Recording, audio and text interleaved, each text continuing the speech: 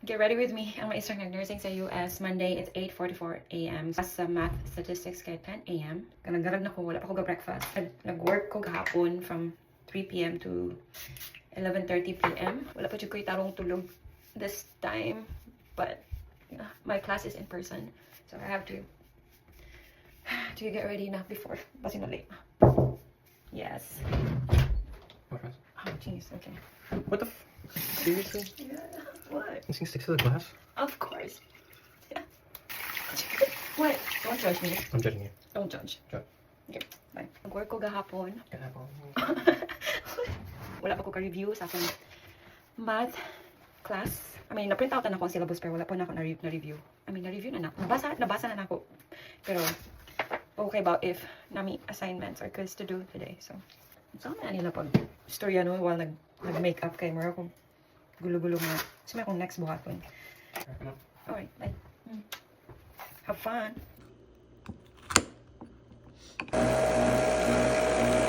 Yeah, money akong breakfast.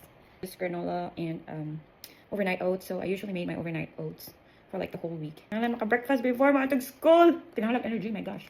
Kuta tong utok ani sa math later on. Yeah, it's just a newer version of what I have. It's 8384. Kunya na human akong klase sa math. Nag-start me from 10 a.m. until 11:30 a.m. Nami today just going through the syllabus. Start na siya lecture sa Tuesday. Naghatag na siya mga assignments, ma'am. Yeah, maayo gani kay nakakuha na dahil kog calculator. Ano mo gamiton? Graphing calculator. So ang mga estudyante nga wala pa graphing calculator na ato sa library to borrow from the library. Nakapalit naman ko ani sa Facebook Market. Again kaayo sa Facebook Market or mas lesser prices kasi usually ang graphing calculator cost $100.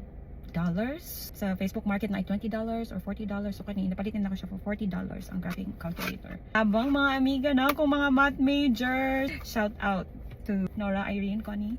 Patabang ko rin yung statistics man kay gulo-gulo buhay kita ani.